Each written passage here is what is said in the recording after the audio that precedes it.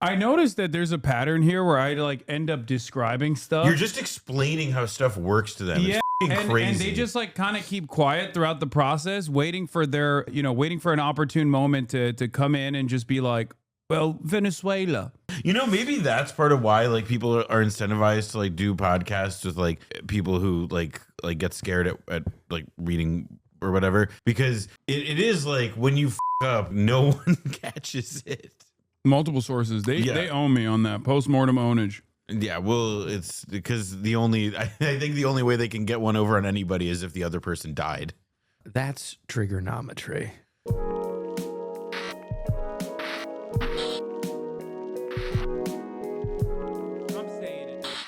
There's another thing that I want to watch with you guys. Okay? There's another thing that I want to watch with you guys. Argues it'll be.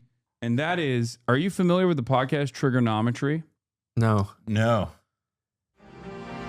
It's these two British guys. I'm familiar with technology. Yeah, exactly. Well, this is technology for sure. Then I know it. They're these two white British guys who I previously thought were like presenting themselves as centrists. Okay. But it turns out that they're like more right wing than I thought they were. Oh, wait, can I see their faces first? I mean, I'll see them. Hasan Piker, welcome to Triggernometry. Nice to be here, guys. Why the big guys? So I did their podcast, okay, because they were in Los Angeles. The guy on the left looks like he's being blinded. Yeah. I saw Finkelstein, I think maybe a clip where he was on this, and that's the only reason I think I've seen them though. So you thought they were centrists? No, I thought they were like center right. I thought they were like masquerading as centrists, but they're right wing. But I think their audience is like more right wing than the way they even present Triggernometry? No. But basically, I was breaking the fucking set over here. Jesus Christ. Act like you've been here, Brendan. Let me stay for lunch and then I'll go. Yeah. But yeah, I did their podcast and we talked about a bunch of different issues and they got, I think it was a fun and relatively productive conversation, but let's take a look. Italy's Mussolini and Adolf Hitler's Nazi Germany were ruthless fascist forms of governance. My fear is that is where capitalism inevitably leads. There's too much instability, there's too much chaos. We need to restore order. Is there a country that's done socialism the way that you like? I would say China is probably the closest, I would say, to an example that we should follow. This was very frustrating for a lot of right-wing accounts on Twitter. I can imagine. Which did not actually provide any sort of like counter narratives or whatever, but instead simply presented it and then got mad. New streamer Hasan Piker says communist China is the best example of a country that the United States should learn from and model after. Constantine Christian, is there a country that has done socialism the way that you like? I would say China is probably the closest. That is probably the closest I would say to an example that we should follow and lessons that we should learn from. And all of the counters are basically Cernovich talking about it's okay to platform again. Wait, the police shut down his live stream. Yeah, it's so funny how they never go to places they love so much. He was actually just there, and the Chinese police shut down his live stream. Again, a thing that didn't happen. Okay, China is no longer purely communist. Its commie government has allowed capitalism to flourish in China. Yeah, heard about that. Comrade Piker. Autism Capital. Yeah, Autism Capital. Comrade Piker is me and she's wife. Mm-hmm. And then there's a congrats on that, by the way. Yeah, that was very cool. I just wanted to know if there's anyone who doesn't agree with what Hasan says. You just have to stop and see the enormous progress that China has made. Young people have a house before the age of 29, and 90% of people have a house. In the United States, you have a house at the age of 38, and it's a very low percentage. And then people yelling at him. I love all these blue check replies. They're just so well written. But unpopular opinion, this was my favorite though. Unpopular opinion is that Hasan is right on this. I'm pretty sure China's had a low level to qualify for. Wait, what? Oh, never mind. The ones that are the ones that are my favorite are like, yeah, that's right. We should take all of the wrong lessons from China, right? In terms of like social repression or in terms of like dealing with separatist movements or whatever. Like they literally like, hell yeah, we need to be an ethno state or whatever the fuck they assume China is. Their post game, they wish they'd gone harder on you. Oh damn, really interesting. We also sat. Wow. That's funny. that they wish. What did they do? Let's get a flavor of what they actually said. Communism in America. I think that communism would be most likely an international thing. It'd be like the Star Trek universe. You think Reform Party? I think Reform Party, as it stands currently, is a nascent fascist parliamentary group that hasn't reached its full potential yet. Relax, relax. This isn't an ad. If you're not a fan of ads but love trigonometry, join the thousands of Okay, I'm skipping this stuff. All right. Trigonometry.uk or click the link in the description of this episode. Hasan Piker, welcome to Trigonometry. Nice to be here, guys. Why the big sigh? We'll see. We'll see how this goes. I'm getting cooked right now. Yeah. For those of you at home watching, and this has got to be extra weird for you guys because you're British, and this is what the sun looks like normally. Yeah. No, it's nice to know. We are enjoying it. I'm sorry about the sun. This is not deliberate. We're not trying to cook you, literally. But welcome to the show. It's hot as fuck, dude. We were in the morning. It was like 80 degrees. Whose idea was it to shoot on the fucking surface of the planet from pitch black? I don't know. They're British. This is like a very interesting opportunity for them to see the sunlight, I think. Tell us a little bit about you. Like you obviously have got a massive Twitch channel. You're very successful streaming. Twitch is a gaming platform, but you talk on there, and that's what people follow you for. How did you get there? What's been your journey through life? I started my professional media career, I guess, as a nepotism recipient at my uncle's 26-person YouTube startup media network. I feel like calling it a media network is interesting because like at that time, at that point, it was smaller than like a mid-tier podcast, you know? But I started there because I just wanted to not live in New Jersey. I wanted to live in LA. And that's where the Young Turks headquarters were. And I, much like virtually all of my peers, came out of college with double major, great marks, and no job prospects whatsoever. So I was like, all right, I'll just start off my journey here, and it'll allow me to be in LA. Right? Let's skip the introductions. It's boring. You've already heard it a million times over. And you mentioned progressive values and that being something that's important to you. What are progressive values, would you say? I think progressive values, for me at least, are founded around empathy first and foremost, to try and uplift everyone's material conditions to the best of our ability, and focusing on protecting those who need protection, and simultaneously advancing a cause of the way I think about it, advancing the cause of unlocking the potential of every single person, no matter where they are. Because right now, there are probably billions of brilliant people that never actually get the opportunity to unlock their true potential. See, I'm using I thought they were more centrist, so I'm using centrist terminology. Be like, there's a lot of potential out there. Right. And let everyone be what they can be. Yeah. Like, who knows if the next math wizard is actually stuck in a village somewhere, right? Like, whereas is their position actually? Well, what if there aren't those people? But what if humanity? I can't is not speak to worthy? their perspective, but I can say that their audience does not believe that there's unlimited potential in the third world at all. The audience was like, "Oh, you're a fucking idiot." Do they start mixing it up with you, or is it kind of this weird tension? No, it goes from me just expanding on my position. Yeah. It turns into more contentious stuff around this part. And then there's even a classic explain this meme about Luigi Mangione, where it's well, what do you mean, Luigi Mangione? You've said free Luigi Mangione. And I'm like, well, what's interesting, I did the same thing that I did with Ross Douthat. I don't know if you guys saw that one, where he was he tried to do the same shit to me, where he was like, well, you're pro Luigi, you're pro Luigi, you're pro Luigi. And I was like, look, listen, I think it's more interesting to think about why in a country like America that Luigi Mangione was received the way that he was. And it shows that it's almost universal, the pain that people have felt about private health care. Because of where they're born. They might be born in Sudan, in a village that is being overtaken by the RSF. They might be born in India to an impoverished neighborhood and are not going to have the access to education and therefore be able to truly revolutionize whatever sector they might be interested in revolutionizing. And I think that's what I want to do. And what do you think is the way to, because I think that's probably something the left and right actually agree on in my experience, the center left, the center right, they're kind of moderate.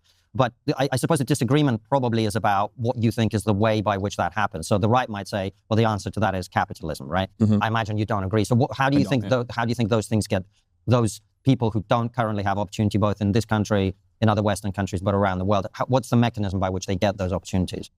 I think creating a robust base of support, like a minimum social safety net for all, is the way to do it. And there are many different ways of achieving that result. I don't think capitalism has been able to do that. What I mean by that is capitalism still revolves around the inherent contradiction of, at its most reductive way to put it, someone's got to clean the toilet. And in an effort to make sure that there is always going to be people that are wage laborers, there is this dynamic where we can't 20 minutes advance 20 minutes until food gets here. Humanity too much. This plays itself out in the international scale in unequal exchange, where if we were to allow a lot of the third world to develop to a certain degree, then things would be far too costly. We wouldn't get the cheap materials and the cheap natural resources that we need to extract so that we can have an iPhone for the reasonable price of $500. Or, even that's increasing now. I personally think that they got really mad at me for saying iPhones are not $500. No, like that was like $900 or whatever. Yeah, they were so like they I think everything that I'm saying here, they just did not listen to at all, and they just hyper focus on like this was like listening to a child try to this is. Yeah, they're like, oh, dude, rich socialist hypocrite, you fucking idiot. It's like, oh, dude, you say you hate capitalism. I thought that it would be a real, like Athens. There would be substantive discussion in the YouTube comments. Stopping our endless and needless and cruel militarism in the global South, and allow these places to develop, extend an open hand to them, that we would allow society to flourish in ways that we previously have not foreseen. I guess your point about cleaning toilets is interesting, because something we've addressed a lot on this trip with guests right, left, center, etc., is the incredible wealth inequality and the speed at which the gap is, that's growing. There's a big problem. People on the right don't want to admit it, and it's true. But on the other hand, someone is always going to have to clean the toilets, right? Like, we have a pretty big safety net in the UK. That's the argument. And what that's mainly done is trapped a lot of people in a place where they don't have to literally work. What you said. And they then is the baby's first argument. Yeah. And then No, like, he just it's interesting that you say that. Let me pose a different question. The exact same question. Yeah, which is someone has to clean the toilets. Like, how do you suggest we clean the toilets? And it's like, okay, well, I'll get into it here, but it's like the point is, the person who's cleaning the toilets can have more comforts in their lives, even if they're doing that. therefore done. And also, Because it's you still talk a about necessary part of labor, regardless. important people from other countries to work for less. Kind of the consequence of that is it suppresses wages for the people in the country as well. So who would clean the toilets if we... So, great question. Let me address the wage depression aspect of this, because this is the one area where sometimes I hear Tucker Carlson talk about it, and there's like some nuggets of truth in there. Because yes, importing labor into the country will always depress wages in the absence of good regulation. And good regulation in that format would be demanding wage parity, and also not creating any other external factors that actually cause you to have a more servile labor force. What I mean by this is, I want to use the example of H-1B visas. The reason why H-1B visa system exists on paper is because there are certain highly skilled positions that, as it stands, our American companies are unable to fulfill. They're not able to fill those roles with the domestic labor force, right? That's the on paper. In practice, of course, it creates a more pliable labor force that you're bringing in, oftentimes from highly skilled countries that are still desperate, even if there is higher wages on average on the H-1B visa program, because if you lose your job, you get deported.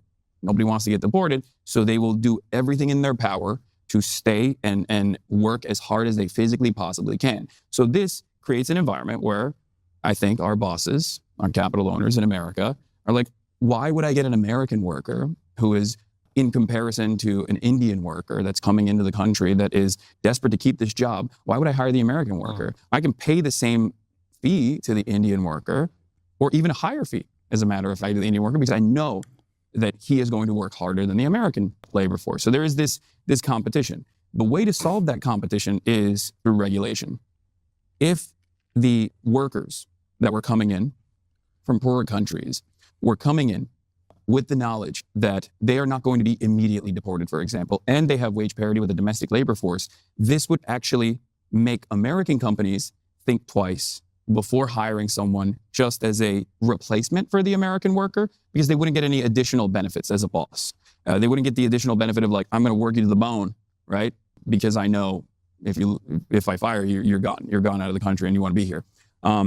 So that is a regulatory mechanism that we never implement in this country, because our capital owners actually enjoy the two-tiered labor structure that we have here. And come back to the who cleans the toilets, even when there's a social welfare system. I think that ultimately there's going to be people that fulfill these roles no matter what. And increasingly with automation and with AI, we're getting to a point where the route tasks are already being delegated to robots to begin with.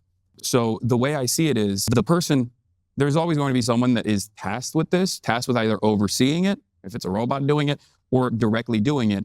But since it's an important factor in the commodity production, because someone has to engage in sanitation, I think it's much more valuable to ensure that they have a sense of autonomy and that those positions are hired and have enough replacement labor force so that they do less hours in general and still get a decent amount of pay, and so that they can still feel human and have some sense of autonomy in the labor force, where they can do that job and still make an honest living and be able to feed their family and also have some free time on the side to pursue whatever hobbies they want to pursue. So the way to achieve that would be like what, a really high minimum wage, or like what's the way to get there? Like, because I agree with the idea that people who are working every kind of job should have free time and make a good living. The question is, how do you do that? Because in a market economy, what you are paid is a function of what you produce, right? Yeah.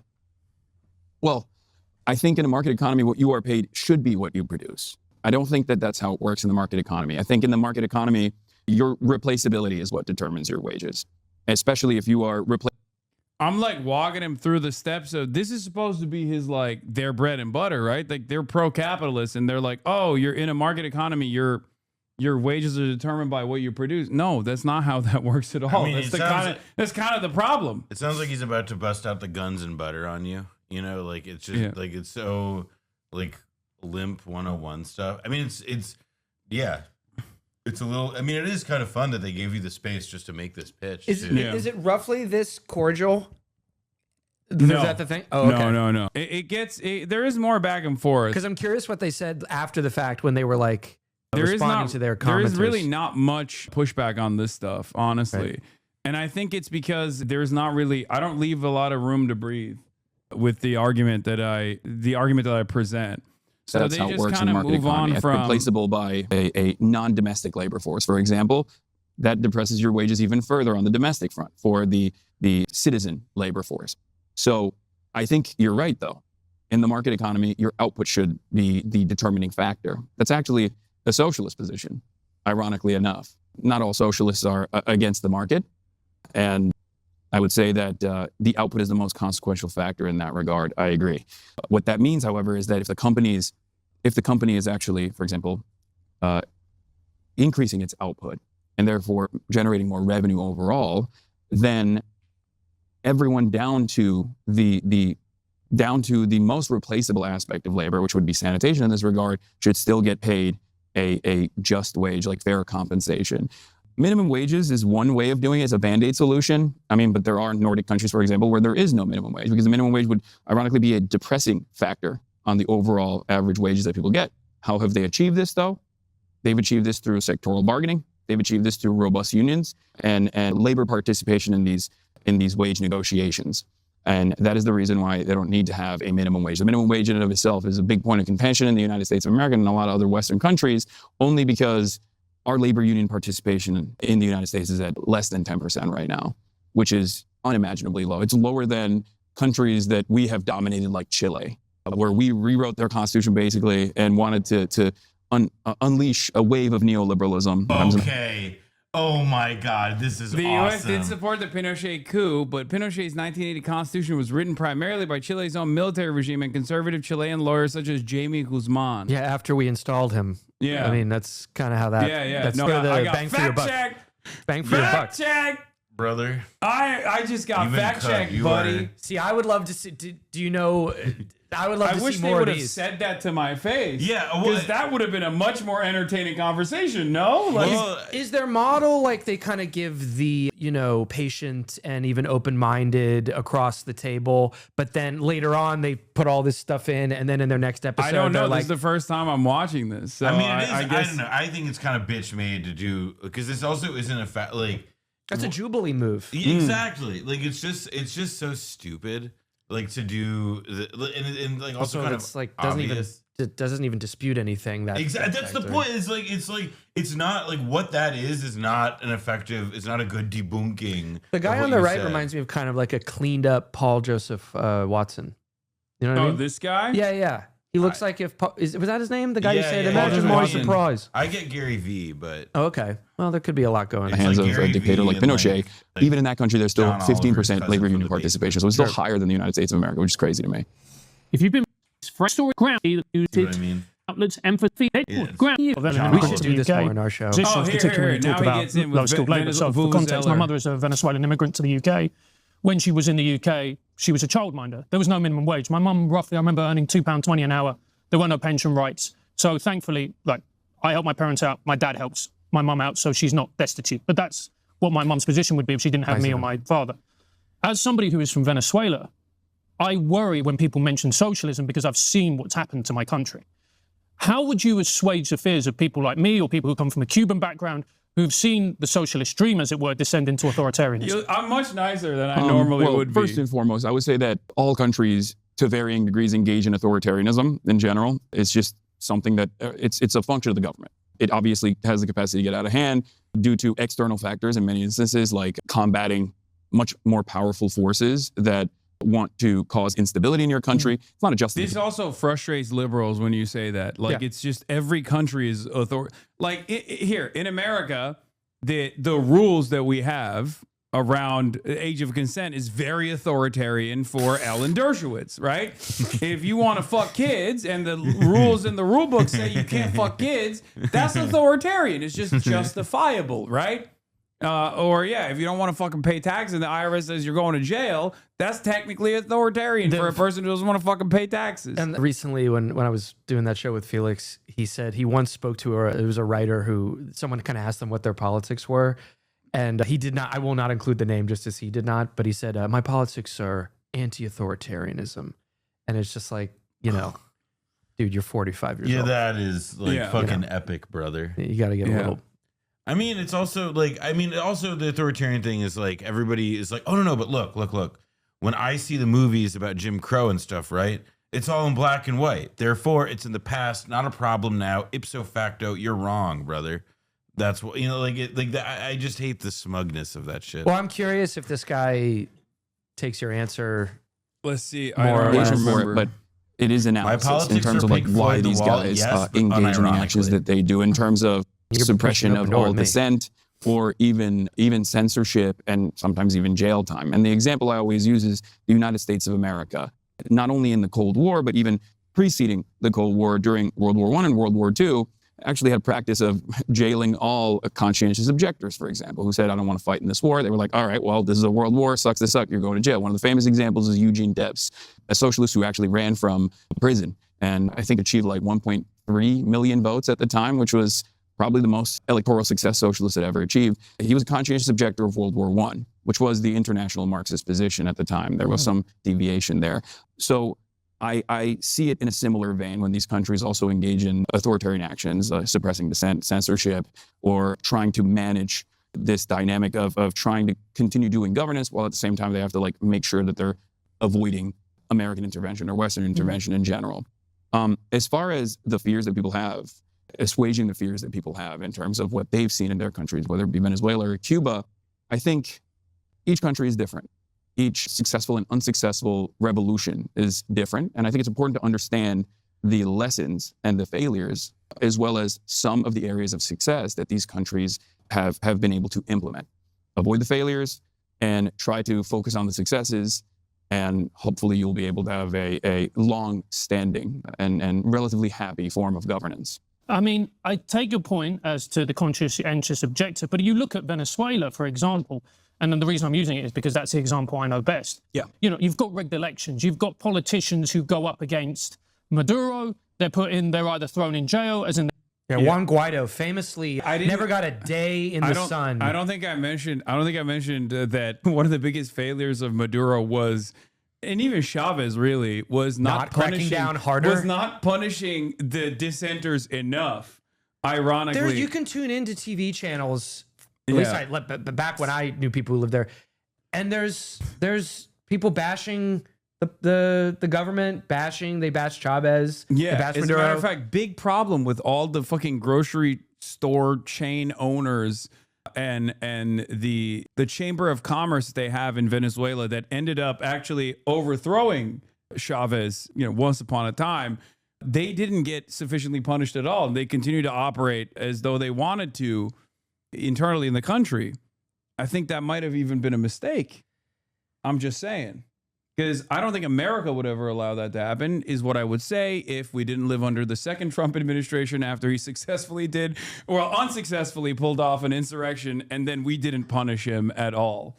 And then now he's president, and all of the pedophiles that did January 6th are free until they do more pedophilia. And in which case they get freed again. Yeah, in which case, yeah, exactly. You did Literally January 6th. the only actual way out for like a January 6th person now is suicide by cop. Yeah, no, like for literally sure. you have to be like that guy. You remember that video? This guy, it was one where like the cop was like, do not reach for like whatever, and the guy just immediately. No, yeah, the only way. And the only way they see punishment is when they reach for an officer's service weapon. Exactly. Like it's so like it's like that is the only way that you can like suffer a negative consequence anymore. Yeah. The case of Leopoldo Lopez, solitary confinement for 2 years, or you have, I think it's Corina Machado, who got nominated for a Nobel Peace Prize, but she is currently in hiding in her own country because she knows the moment that her whereabouts are known, she's going to get... That's bad governance.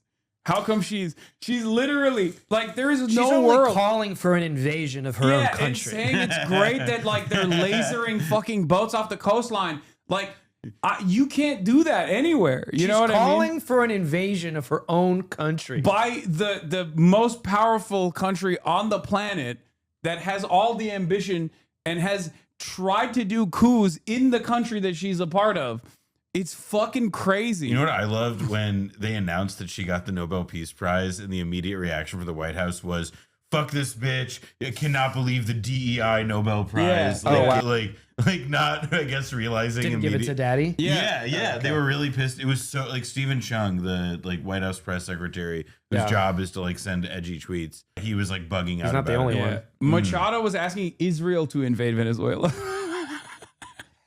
Israel, please save me. Thrown into jail, may not be seen again. You're my only hope. I'm not going to defend Maduro, but I would say that the logical through line, and it's important to understand the opposition's logical through line in this instance, is that these are forces that are very directly working with the United States of America, that have tried to facilitate coups, even had an unsuccessful one all the way back in 2002 with Chavez, and numerous other instances, openly talked about implementing coups under the first Trump administration, and is openly now waging war, or at least threatening to wage war with Venezuela right now, encircling the entire coastline of Venezuela with some of the most sophisticated weaponry known to man. In that regard, I think they see it as treason. I would go so far as say, in a similar scenario in the United States of America, I think, and this is not even a one-to-one dynamic because America is the most powerful nation on the planet, but China is getting up there, right? Let's see if China had, if in a hypothetical, if China had encircled the United States of America, and let's say in this hypothetical, I'm like very clearly someone who is going to China and talking to the CPC and saying like, we want Using Chinese correct- intervention in this country because I hate Donald Trump, please. Suspicious, I think in if that you ask regard, me. America would probably treat me in the exact same way, if not in a worse way, ironically enough. But would they throw you in jail for trying to run democratically? I don't think personally that they would. Absolutely. That's Yeah, crazy. are you serious? I don't think they would do It's that. like, come on, man. Come Okay, on. Gromit. Like, I would definitely, they would kill me. Like, I don't even think that did you wear that shirt to push your merch? Yes. And it's a very nice shirt. And you can get it at ideology.shop. What I think. You think the American government would not throw me in jail if I was in a comparable scenario where China had encircled the United States of America, and I was saying, I want to run democratically. I want to be, and I'm demanding that China intervene. I think they would do the same, if not worse, for sure. Because like I said, it's all a matter of the conditions on the ground. With respect to Eugene Debs, as I was talking about before, America felt threatened even at that time. You're talking about wartime, though. Yeah. This is not a fair comparison, in my opinion, because Wait, what do you wartime mean? is wartime. No, how is that not a fair comparison? I'm curious. I'm curious what he's about to It's not a fair drop here. comparison It's about because survival. Britain suspended elections during wartime, right? Like, America didn't actually. They did. They I even know. during the Civil War. but Britain did. America wasn't in war in the same way that Britain was. That's Britain- why I said during the Civil War. Yeah. Well, yeah, that's fair. But again, it's different. Well, I guess That undermines your entire you said case. something Fine. interesting because, I was born in the Soviet Union, so we both have direct experience of socialism he was in born various shapes and forms. You talked about, well, there's positives and there's negatives. So is there a country that's done socialism the way that you like?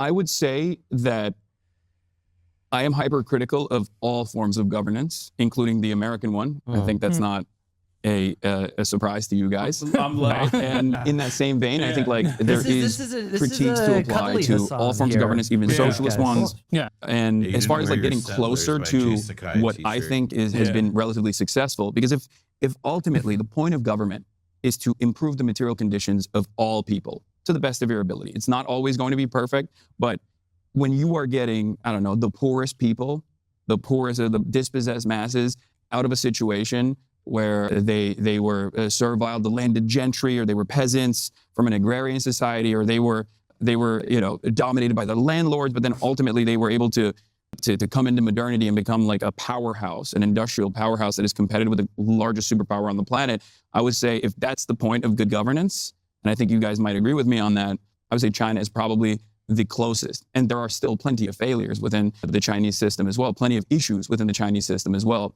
But that's probably the closest, I would say, to an example that we should follow and lessons that we should learn from. This is something that I talk about quite a bit. Ironically enough, we only utilize some of the most repressive elements of Chinese governance here in the United States of America, especially in the second Trump administration, and none of the good stuff. We don't have any high-speed rail. We don't have any even development. There is seemingly nothing to look forward to in America in terms of economic prosperity, in terms of overall health of society, in terms of scientific achievements. And I think a lot of younger people also feel the same way, where they feel like there's nothing to look forward to here. And I'll give you guys an example from the UK. I remember seeing this TikTok of this guy that goes around and is like asking young British people, would they serve in the British military? And I am not even remotely nationalistic by any measure. I don't care about those sorts of things. But I think it's important to understand, like, it's a good way to see the temperature of society. And a lot of the young British people were like, no, why would I fight for England? Why would I fight for the UK when it seems like my government's not even fighting for me at all? And See, the reason a lot of them will say that, though, is it's not so much about that we're not like China. In terms I just realized I'm the one who brought up UK, which was a major mistake, because as soon as UK gets mentioned, they turn the conversation to, well, they don't want to fight for the UK because of Musliman. Where let me see what they where this guy Islamic goes. Sharia is the reason. Okay. of building high-speed rail, although that is a big issue in the UK. Yes. I agree with you. The main reason is they feel like they've been let down by mass immigration that's eroding the values of their country. Yeah. And of course, this is where I think Except I did say That- why they didn't want to fight, and none of them said it's because of Muslims. Well, no, but you have to understand, it's the Sharia. Yeah, none of them were like, oh, it's because the UK is a Sharia Their controlled pride country. is hurt, so they don't want to go fight for Britain because there's too many Muslims inside of Britain. Well, now. no, but it's because they gave all the free stuff to the Muslims Right. and not to, But whatever the reasoning, that's the idea. Yeah, I mean, but Islamic law. I mean, it's in addition to just being wrong. it's- Presumably, though, if they got to go fight in a war, they would be killing, let's say, pretty good chance they'd be killing Muslim people. Yeah. And that Yeah, would wouldn't that animate be- them if yeah. they hated Muslim people so much. Yeah, I didn't even think about it like that. You're Like right. they'd be defending Britain from the encroaching hordes. I from would have. elsewhere. I would love to see this guy respond to that logic. Yeah, I should We have. should I get should have these brought guys that on- up. Damn, that's the a good show. take. people on the okay. right are very blind to this issue that we already raised, which is wealth inequality and opportunity. Right? I'm sure there are some people who feel that way, of course, but Well, think about this, Hassan. But right? even Hold on, with let me the- just finish okay, the point. go ahead. Like, stereotypically speaking, is it left of center people or right of center people that are going to go and fight for their country? Typically, it's going to be right of center people because of the mindset that they have, right? I think when push comes to All shove, right, everybody. when most people go to fight for their country, because it's the experience of how most people are pushed to fight for their country, they're not volunteering. Like that's also like to me. There's like a degree, like I guess that Well, I guess if they want to say modern America or whatever. but even still, like if it's like you're putting to people the question of like, would you go fight for your country? Like in the hypothetical Hasan presented, like I didn't take it to be like, would you go sign up tomorrow and do it? Like there's a lot of ideology there, but I'm curious what he wants to say about. He's saying that right wingers are the most Yeah. willing to fight for their country. Yeah, of course. And Because that's why you have to have a draft. In a war, but what we're talking about in this situation is, will you go and serve in armed forces? That is going to be a more right-leaning perspective. And those people, we probably fair to say know the UK pretty well. Those people are concerned about the military, the national identity of their country. It's like, why would I fight for it that doesn't feel like my country? This is where the psychos big and point of freaks. division comes for someone like myself. You're Venezuelan originally, like your family came from Venezuela. Your family came from the USSR. You guys are the most British people I've ever encountered. I have a very British face. Yes. You are correct. Yeah, exactly. You're British to the bone. argument. Yeah. And yet, that's a point. Yeah, that's a point for me. They backed away from that. They were like, "Yes, you're right. I am very." He said, "I have a very British face." That was the Jubilee prompt that we were hoping came together. Yeah, I don't know why there's no trigonometry families fact also check came. there. Most British people. Yeah, Hasan Piker is correct. We are very British looking. from countries that were somewhat far away from England, right? Yeah. And I'm Turkish. I grew up in Turkey. My whole family lives in Turkey still, with some exceptions. And I would say I'm pretty assimilated to American culture. I grew up being fascinated by American culture. I grew up consuming American pop culture, as do many people all around the world. And what I always find interesting is when people focus on the newcomers to say that this is actually destroying the social fabric or social cohesion, not realizing that there are a ton of polls conducted on this stuff. I can just speak for America, especially. Yeah, what the fuck? What the fuck? Bro, what is happening? Dude, they're about to do gay stuff in the bathroom chat. They're about to literally kiss one another. They're kissing one another off camera right now. Oh, like blowback. Yeah, blowback comes from blowing each other's backs out. Fuck. They just got up at the same time. That's dude. Well, it's your house is so large that I just show them where the Freaking bus. us, dude. That's sus, brother. Where by the second generation, assimilation is almost complete. And by the third one, it's like virtually impossible to distinguish in terms of performance, educational output, and job performance in general. It's just like everyone becomes American. That's not true in the UK, though, unfortunately. So if you look at, for example, Islamist radicalization, second and third generation Muslims are much more radical than first generation. Yeah, so we're not. That's the issue that a lot of people in Britain are concerned about. Not everyone's assimilated. radicalization. Like, there's no way to respond to this on like a factual. Like, how do you? No, I can't. And then they were like, he was just saying like a bunch of shit that I had no idea about, because he was like, here's information that suggested every Muslim man in the UK wants to do Sharia law to every white woman. And I was like, I don't think that's the case. But I admitted, I was like, I don't know if that's the case or not, but that sounds a little crazy to me. It sounds a bit far-fetched. In the way that the three of us have done. So here's the interesting point about that. Well, two things I want to address. First, like I said, people assimilate.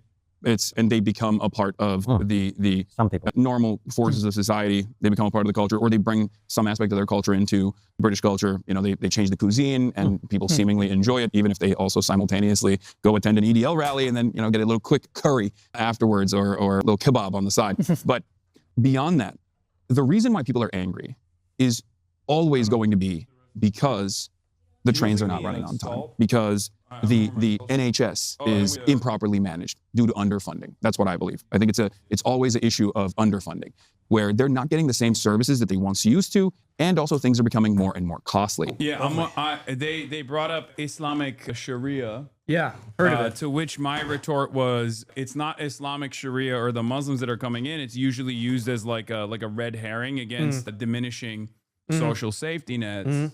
They're really insistent on the idea that no.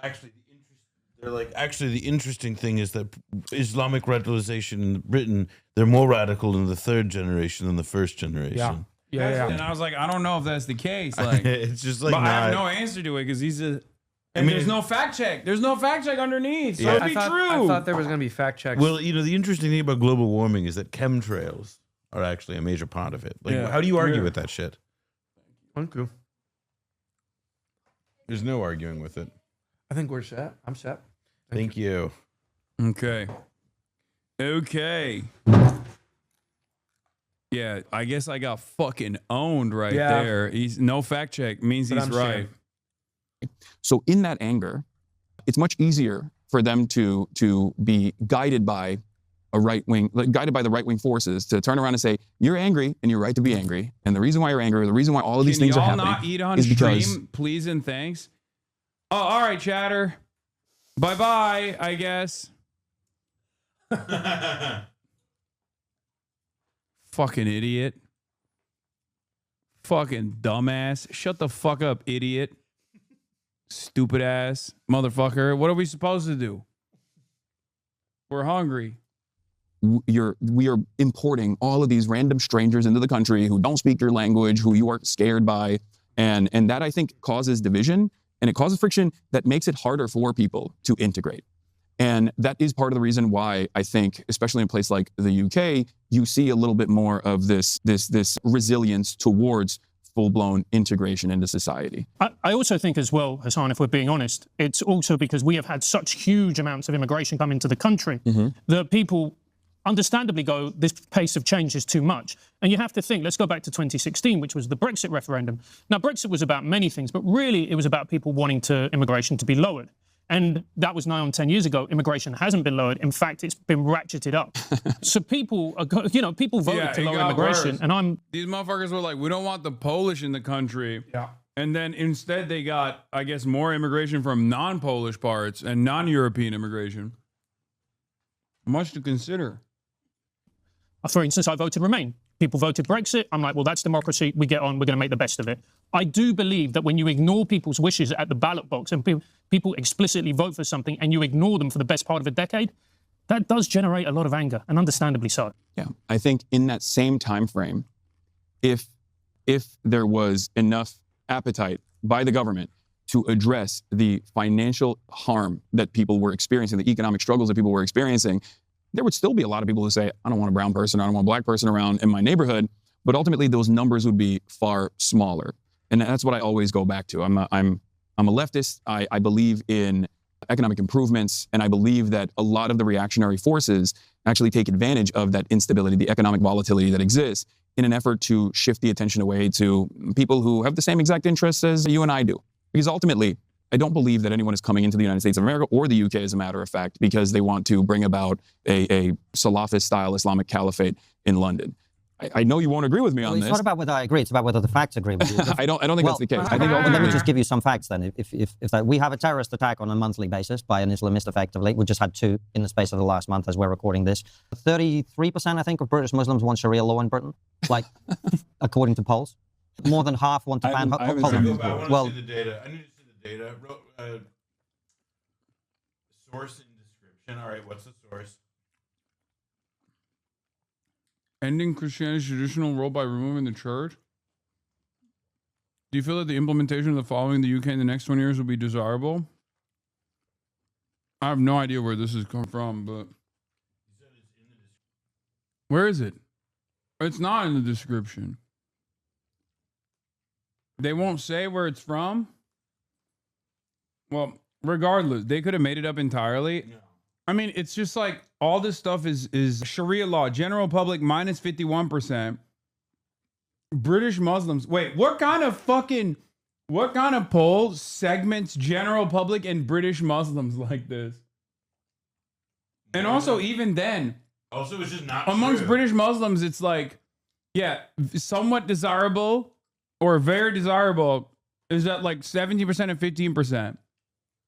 Look up the stat. It's probably some crazy thing. Well, no, there's neither desirable nor undesirable and don't know. Yeah, these are some bad Muslims, bro. They don't even want to do fifth column style integration well enough. I just want to say that even if the Muslims in America want Sharia law, I support them. Well, it's because, yeah, I want it because I'm a Muslim American in America who wants Sharia law. It's true. I'm doing Islamic style taqiyya. Like, according to polls. more than half want to ban. I haven't Hold seen on. these polls. Well, we can put them in for people to see. Henry More than half want to Jackson ban Society. homosexuality, right? So yes, baby. Right-wing bullshit. Ignore. Yeah, half of all British Muslims think homosexuality should be illegal. Poll finds. Like, it's always funny that like these guys will be like, "This is incompatible." Okay, well, a fuck ton of white people in England also want to ban Also, homosexuality. I'm also but I'm that's like compatible because it's white people. I'm dismissive and skeptical of these findings to begin with because it's a poll number that I don't like, and therefore I always reserve the right to dislike polling numbers that I dislike. Thank you. But Exactly. also, It's the old Gore Vidal line. this article is more than 9 years old. It does feel like a not insignificant thing. Just a thought. If they're going to use it to debunk you or whatever. So when you say people aren't coming in to introduce an Islamist stuff, well, some of them want to if they're in a position to do so. We have 5 MPs who are effectively elected on a sectarian ticket, like as in we are Muslims, vote for us because you're a Muslim. Who would you say those MPs are? The 5 independent MPs, they're called the Gaza MPs or whatever way you want to call them. Right? Are you talking about like Zara Sultana? I don't know if she's one of them. I think one of them is called Adnan Hussein. There's 5 of them. We can look them up. We can put them in for people to see. Right. So The Islamist MP Jeremy Corbyn. Why didn't they mention that to me when I was talking to them? You're being corrected. You're being debunked. I would have had a very good laugh about the Islamist Jeremy Corbyn. We're Muslim. Vote for us. It's And like then, it's like 4 lions. The white Islamist is always the most. He's the head of it all. yeah, Johnny Jihad. Yeah. Jeremy Corbyn, or as I like to call him, Johnny Jihad. Yeah. Islam. I think it should be said that the overwhelming majority of British Muslims Yeah, jizya, more like jizya, Mm-hmm. which is the tax that we will implement on the non-believer Let's go. kuffars. Let's go. don't want Sharia law. But if 33% of them do, you can see why a lot of people who don't want Sharia law might be concerned about that, right? Sure. I don't know what I haven't seen these polls, and I also don't know what British Muslims or the 33% that are saying they want Sharia law, like what they're talking about.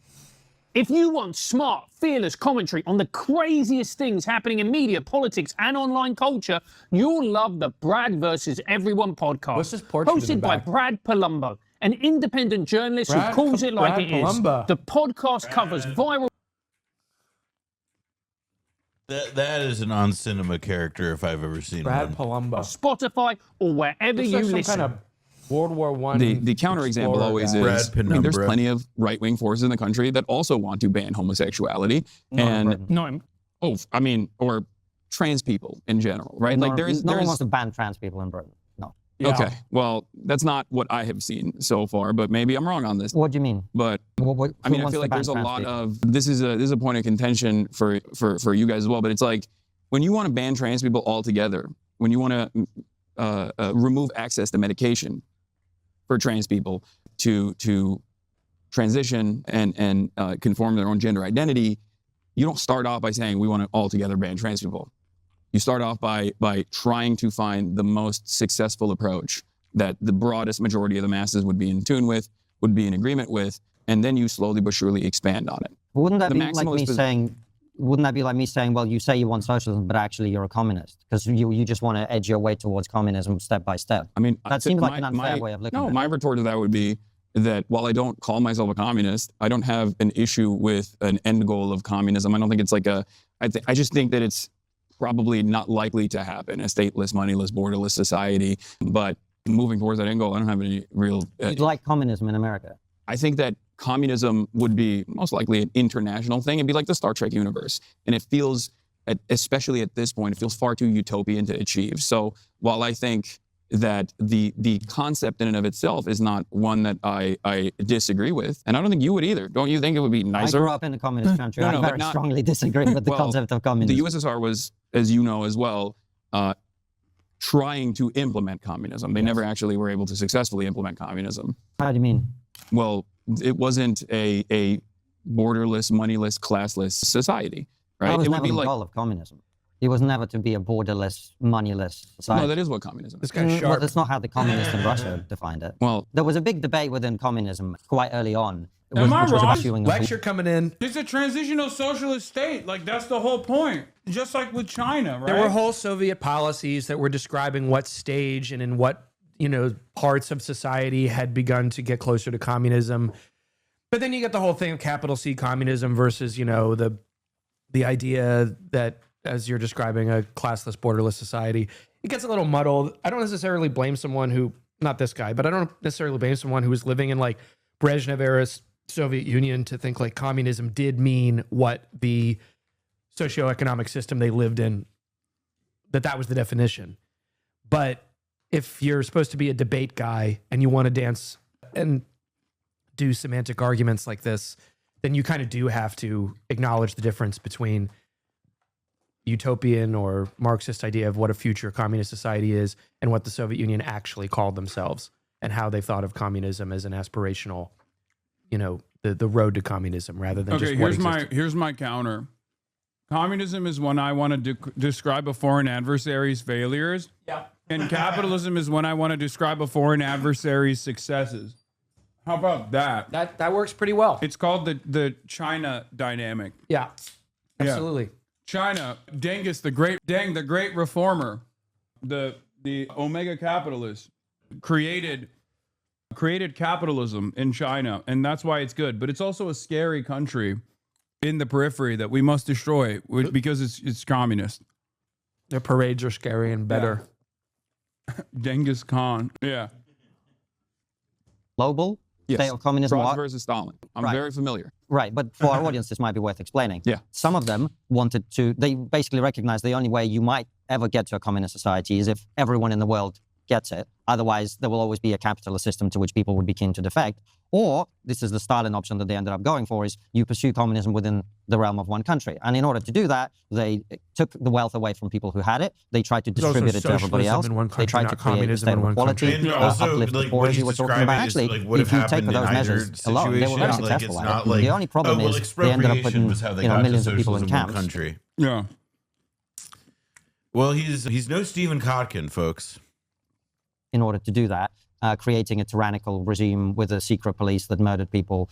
And that is the reason communism, in my opinion, doesn't You work. know where is there's no because tyrannical in order- regime with Communism- secret police is good old Chile, where they made their own constitution, Yeah. by the way, Yeah. with no fuss, no muss. Yeah. I mean, and also, yes, communism is when the government has secret police. And the more secret police you have, the more communist the government becomes. Yep.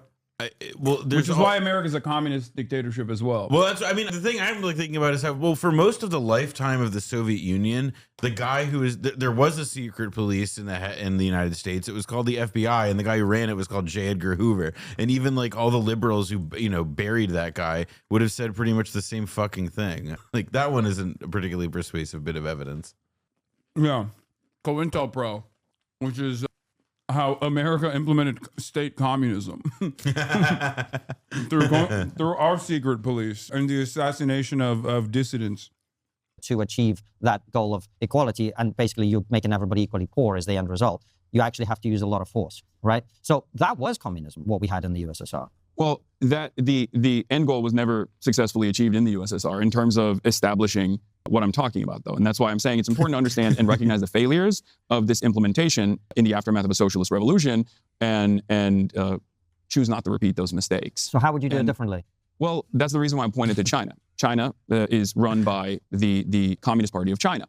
It bills itself as communist. China is not a communist country. Would you say China is a communist country? It's a mixed country. It has some elements of communism, but it's also got a lot of capitalism going on. Yeah, right? so it's a mixed market economy, Big is what you're brain. saying, Look right? at the big brain on But so is the Brad. United States of America, if you look at it from that perspective. Because America also I has said, some. so is a mixed market economy. So is America. I mean, it is like there is like a good lesson in that, like, like looking at where it is that our systems like do resemble each other. But I'm like, I got to admit, I am like pretty fascinated by it. The way his brain works. Well, it's like, why have two thoughts when you could only have one? You know? So what? I'm curious what they said about you after you left. Do you know what Apparently, they there's a said? video. Yeah, we'll look at it.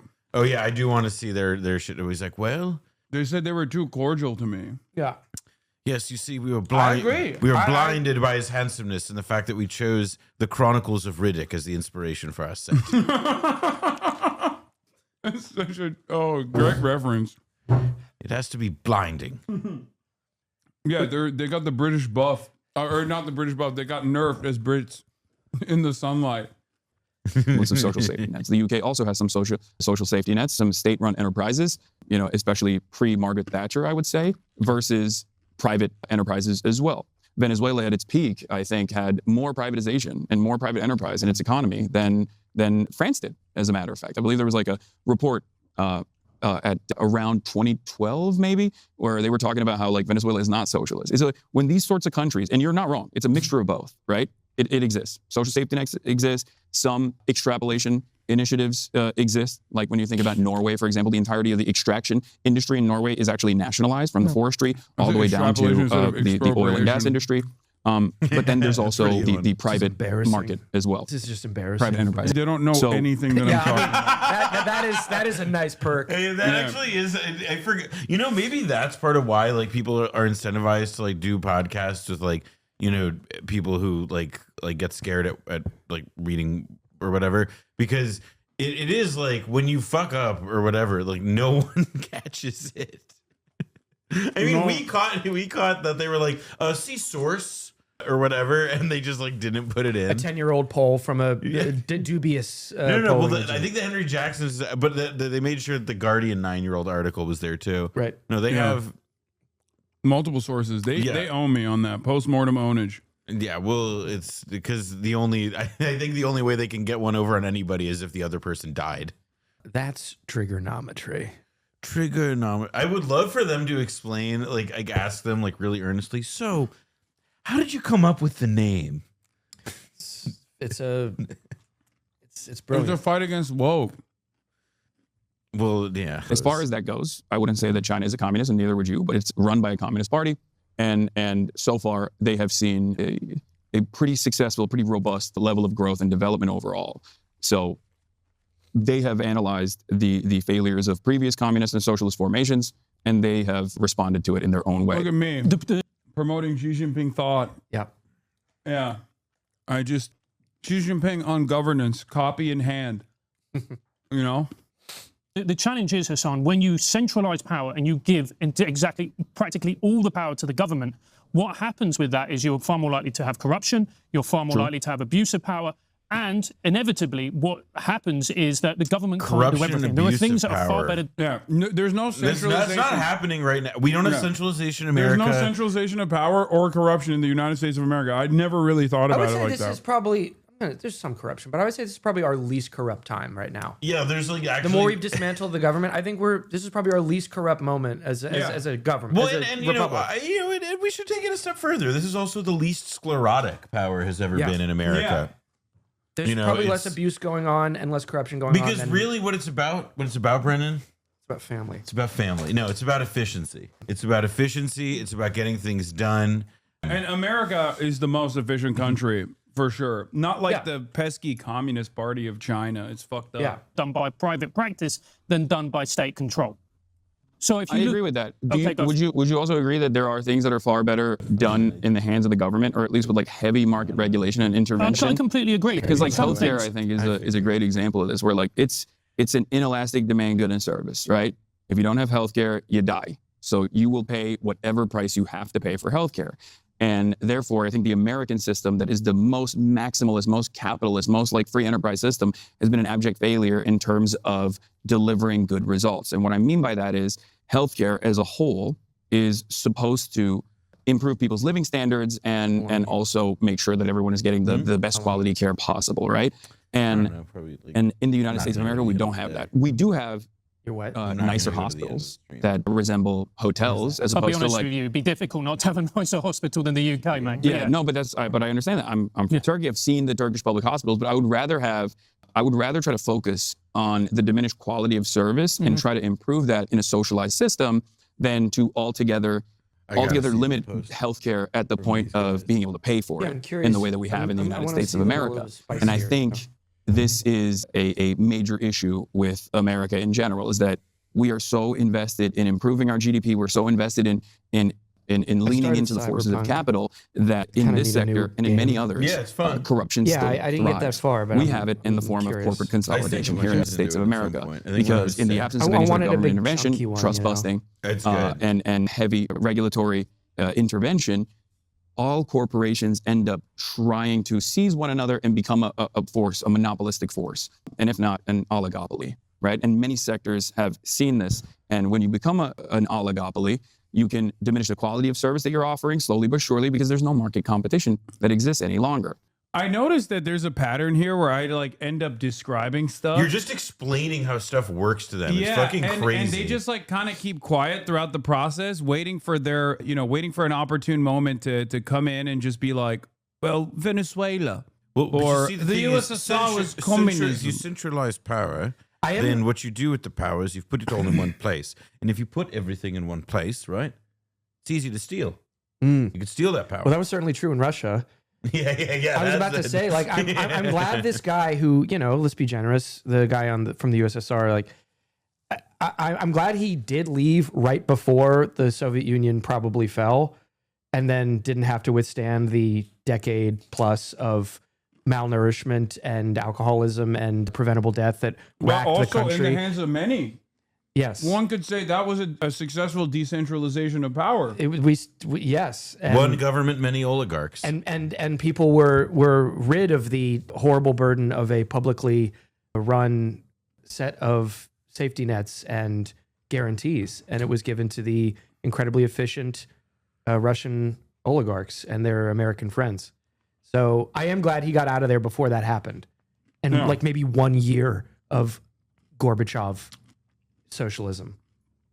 Tremendous period of liberalization. I don't know. Maybe that's unfair. Liberalization. Maybe that's unfair. Maybe he was there longer. I'm going to be honest, man. I don't, based on how this guy's talking and his really like. Maybe he's 50 years old and he's looking really good. I don't know. And he has, well, I was just going to say I think that his very evidently advanced understanding of Soviet communism. No, this guy definitely did not get educated in the USSR because he would be a lot more competent. Yeah, he would know stuff. I mean, that's the other. I mean, he wouldn't say that like socialism in one country was expropriation or whatever he like described it as. And the KGB. All right, and then the other stuff wasn't that. Two things. Because there was a debate. They had a debate. There was a big debate. Yeah, when you do expropriation and secret police, that's socialism. Well, no, that's Which socialism is like in one States of country. America is a socialism in one country. That was socialism in one country, but there was, yes, correct. But there was this other path that was not taken that he didn't describe or really illuminate at all. I think that there's zero countries that don't have at least some kind of like land ownership structure at the end of the day that they can implement if need be. Whether it be in America, eminent domain or even property taxes, like there is we have powers that we use. I mean, the most obvious. I mean, it almost feels trite to point out, but it is worth identifying. Like the pretext in which if something quote unquote has to happen and like politics have to be damned, right? Like you have to move without consulting conventional democratic constituencies. We do it in America under national security premises. Like we have a huge public health crisis, for example. We study pandemic prevention. All of that stuff is routed through the Pentagon. Don Rumsfeld was a major part of how that was formulated in this country. It's not like we do this shit all the fucking time. It's just we fold it under a different rubric that is, I guess, just outside of ideology or whatever. DPA, like. There's another aspect of like using the productive forces under the guidance of like a singular like executive leadership. That's what the fuck DPA looked like. The Defense Production Act. That's what it is. That's what we did during COVID. It's what we used in the Korean War. I mean, that's yeah, I mean, there's also something to be said for how a lot of the like structures that we would need to or that people would want to resurrect in American life or things like it, like to control inflation, for example. We did have those in America, like the Price Stabilization Bureau, the Wage Stabilization Bureau, which were how we dealt with inflation without just cutting interest rates to the bone or hiking interest rates to the bone. We had that. It's just that it had to go away.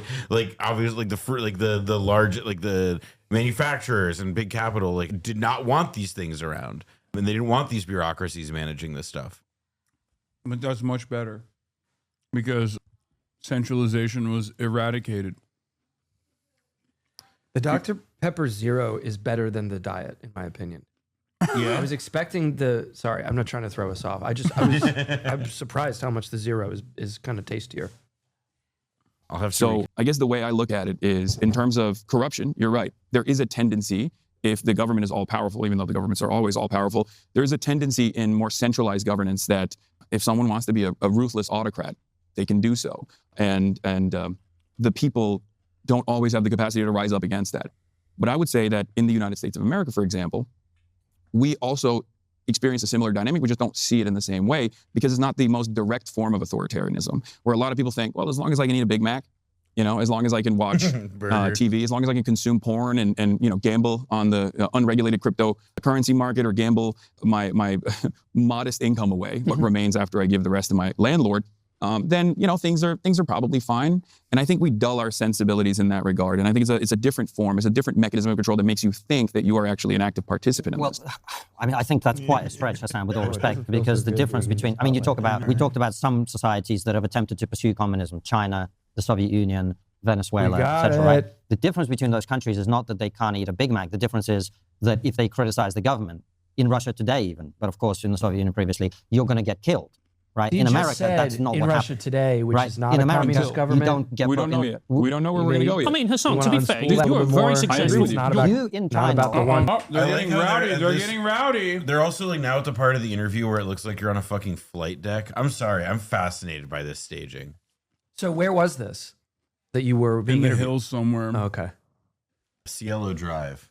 They rented out like a So were nice. these, I thought they lived together here at this place and just kind of No, hung no, out. this and- is. They live in the UK, I think. Oh, okay. I mean, that's clearly why they will end their daywalkers. Yeah, well, Barely. I like them. Get killed. Right? In America, that's not what happens. Right? In America, Until you don't get. We don't know yet. We don't know where we're going to go yet. I mean, Hasan, to be fair, you're a very successful. with you. You in China I and the know- Soviet I Union know would be killed everything if they're you were gonna say, critical like of that about- regime. about Definitely, 10 I would seconds definitely before- reject. about You 10 seconds definitely before it reject. hits. Yeah, no, and my point is like, my overarching broader point about like free speech in America is that it's like it's only afforded to the domineering hegemonic superpower. And at times, as I described previously, in times of war, for example, there is no free speech.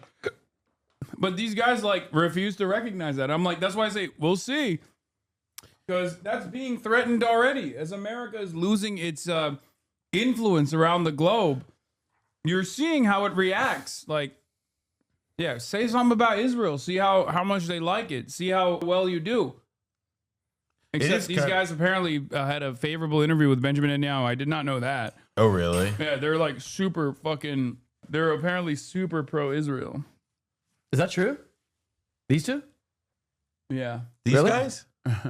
No. No, I'm actually not being sarcastic because after this far into it, I think I've pegged that they because probably. I saw Finkelstein on their show, which made me think, oh, they're kind of like a right skeptic, type of vibe. Yeah, like they're giving him space. Yeah, holding space. Yeah.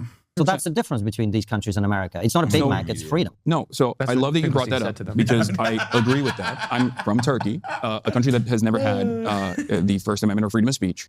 And ironically enough, the current regime, the person in charge of the current regime, Recep Tayyip Erdogan, was jailed in the past for a poem that he wrote for incitement, right? He read a poem about Atatürk, I believe, if I'm not mistaken. Right now. And he was jailed, and now he's one of the most ruthless. By the way, that's the worst Erdogan photo I've ever seen in my entire life. He looks like the pillow guy. That's crazy. Yeah, why do they also it's not recent. Like he's like I understand. No. I'm because I brought up the poem that he read. Oh, in the at that past situation. when Okay, he got okay. arrested, and that's from that. So this is actually a timely. So then good for them. Yeah. This is complimentary information. They're right. I believe, if I'm not mistaken. They're right And he in was that they jailed, looked and up the thing now you said correctly. Yes. That was a big win. Yeah. That's kind of Respect funny. to them. Yeah. he's one of the most ruthless jailers of the press in the country. Right. Now, so I come from that background. I can't go back to Turkey, for example, Right. for these reasons. I've written about Turkey extensively, and let's just say the administration is not super fond of me and my perspective. Having said that, that is the reason why I want the First Amendment to remain in the United States of America, even though, as I brought up earlier, there have been instances throughout American history where the First Amendment has been actively violated or threatened. There are still contemporary examples of violations of the First Amendment. One example I will use is the anti-boycott, divestment, and sanctions laws that exist in the United States of America. Famously was Bernie Sanders and Dianne Feinstein, rest in peace, who actively called it out. two prominent Jewish politicians. I'm trying to centrist myself. No, you're building bridges. I get it. I'm centrist masking. I said, rest in peace, Dianne Feinstein. Yeah. in the country. These are laws directly written by AIPAC that dictate that if you want to become a school teacher in the state of Texas, for example, you have to sign a loyalty pledge to ensure that you never protest against the state of Israel. It's ridiculous, right? And it's a direct violation of the First Amendment. So there is encroachment towards the First Well, that Amendment. will always happen because people will always contest it. But Oh, Keep talking, Mr. but it'll always happen. Yeah. You don't understand. Let's just get, but America is still free speech. America, free speech. the point I'm making to you is when you compare China and the Soviet Union and Venezuela to America, that is not an accurate comparison. It's not an accurate comparison, but if you recall earlier, I just said, Yes. I'm worried that we here in the United States of America You said are it's a now continuum, moving in that basically, of direction in terms of social it's the repression, first thing you said. in terms of political repression. And this is something that I very much fear. I think the entry point to this is usually around Israel and what people decry as anti-Semitism, but that's not where it's going to end. If you look at the Trump administration's active I'm also, the active not to initiatives the interrupt, administration I'm has also always taken. curious if these guys feel like, well, China is, of course, a mixed economy, is many capitalist mechanisms. Okay, so if that's the case, Yeah. and China's deficing more, and it is producing wealth at the Yeah, scale why that it can't is. we do more China? Well, style not only mixed why can't we do economy more China, initiatives? but a question that mirrors that is, don't then they believe that China won't actually be a one-party state forever and will relax its political structures as it's relaxing its economic structures as well? If these two things, as they tell us, are to be intertwined, hopelessly intertwined, then you would expect there to be a reason to have faith that there is some kind of socialistic version of China where they relax the more strict and authoritarian controls over certain things because of the development that's happening and some of the market mechanisms that are existing, even if it's under a socialist mixed economy. No, But they never it's- say that. Yeah, well, that's because, remember, if China is doing something good, that's capitalism. If China is doing something bad, that's communism. Yeah. And therefore, China is both in a state of capitalism and communism at the same time. It's Schrodinger's economy, Yeah. state, whatever. That's just how it works. And America is also a mixed market economy with some socialization, with a much lower degree of socialization. But America is good because it's capitalism. Because honestly, I don't know if I would argue this necessarily personally, but I would argue that as China becomes, as the United States wanes and China is a more secure global leader, it is arguable, maybe you could go the other way, but it is Like arguable that liberalization it of will social standards. let go of some Yeah. of the more extreme versions of control over the No, I think so, too. freedom I of mean, speech or the already, it internet. also already has. Just and, as like, we did. I was going to say, like, it's also like while there are certain restrictions that have intensified in the last number of years, there are also like others that have loosened. And I think like it seems extremely clear. I mean, Hasan and I have talked about this a lot, that like the degree to which Chinese culture is now coming outward and leaving China and coming into like Labubu is sort of the obvious, most recent, like, sort of commercialized version of it. But the kind of cultural exchange that is conducive to that openness is taking place more and more. Yeah. Can we stop glazing China, Lamau? You already cashed the checks. Damn, Hasan getting a little chunky. Can we stop glazing China, Lamau? This is the most like parasocial stalker shit that you have to deal with as one of the downsides of Twitch streaming. This is why he Although had us on those to make like him look less hashtag pray chunky. for Kaya. I swear Hasan fans need to go blind and deaf to cope at this point. Hasan, any wrongdoing challenge, impossible. Like, think about how much this guy has tuned in since August 26, 2022, specifically to talk shit, like non-fucking stop. I always think of Jesse Farrar, what your Kickstarter sucks. YKS. He's always, his line is like, if you're watching every episode of like Hawk Tua Lady or Hasan or whatever, and you think you're whatever, putting them in their place, no, you're a fan. If you watch every episode or every broadcast of something, whatever you're telling yourself, you are a fan. That's what fans do. Like, look, yeah, I mean, yeah, I'd You're a be in a bad demented mood fan. too if I was on a day 13 of a trip that flopped keg W. Like, this dude obsessively tunes in every single time. That's the new talking point. After you yelled at that one chatter about your weight, a bunch of first timers are coming in talking about your weight. I know you wish you look like this, chatter. I'm gonna keep it $150 with you. Sorry, sorry to hear that from the guy that you despise, but I think you probably wouldn't be behaving in the way that you're doing online if you looked chunky like I do. Your mother seems to like this extra cushion for the pushing. All right. Yeah, I know. They went from, oh, you wouldn't have any audiences if you weren't hot, to like, actually, we've decided that you're fat now. We've actually decided, okay, well, The new meta I is still that you're retain the fat. same audience, so I guess it was my brilliance that got people in here, you know, from the start, and not my devilish good looks. Oh, wait, Now, so- talk about devilish good looks. Yeah, well, Yeah. so this is where they talk about how actually we wish we went harder on him. Okay. Yeah. Well, let me hear what else he had to say here, because I haven't seen this at all. Other than yesterday, my participating friend in Kat it. Albuxale, who used to be a reporter who's now running in Illinois for Congress, was indicted. She was indicted because she participated in the protest against ICE outside of an ICE facility. And there are videos of her getting slammed to the ground in the concrete with this militarized, masked federal police force, right? Not only did they beat her up, which was already ridiculous to begin with, but then they also chose to indict her. There are examples of students writing for their student newspaper. And The CPC endorsed someone else today? What do you mean? Are you talking about how they endorsed me? Did you see that? No. Yeah, they retweet the Chinese embassy Twitter account retweeted Hasan's interview. Yeah, with the eyes. I didn't know that. I didn't know. Yeah, that and they then did it's emoji. Liu Pengyu, the spokesperson of Chinese embassy in the U.S., tweeted out my interview with CGTN, and then the Chinese embassy hit that. I'm trying to get a 10-year visa, man. Give me a 10-year visa. We got to get in on this kind of thing. I know. Yeah. Sooner rather than later. Yeah, and then Laura Loomer came out and was like, the Chinese embassy in the U.S., which openly supports CCP, is promoting Hasan Piker. By the way, Wait. The embassy supports the Chinese Communist yeah, Party? dude, that was the That's best fucked part. up. That's the best part. The Chinese embassy in the U.S., which openly supports CCP. I've been following the embassy for a long time. I consider myself a fan. I had no idea that they I will be actually- withdrawing my endorsement of the Chinese embassy in the U.S. now that is I know. fucked. Oh wait, this is what I wondered about. What is the red-green access? Dude, I think What it's is green? Islamic Islamic communism. Islamic Islamo-Gauchism. Yeah. Yeah. I remember when we started Blowback, there were people who, Chapo, didn't like us or me. And they said, there was one guy who was particularly angry, and he called it a red brown fast cast. Yeah. Oh, yeah. Oh, no, that's- I know exactly. It wasn't a guy. It was a lady. Oh, well, I mean, there might have been multiple I think people. it was the anarchists that were mad. Oh, was that I'm Gwen? sure that was. Oh, that was Gwen. What's her? We don't have to say her full name, but no, I remember that one. I think it was a guy that was talking to me. I went back and forth, Oh. but maybe there was marching orders in It's the cool. It's cool that Anarchist like International. that throughout my career, I've had so many people be like, Hasan is betraying the MLs. Like, he's not real. He's not a real Marxist. He's a fucking liberal, whatever.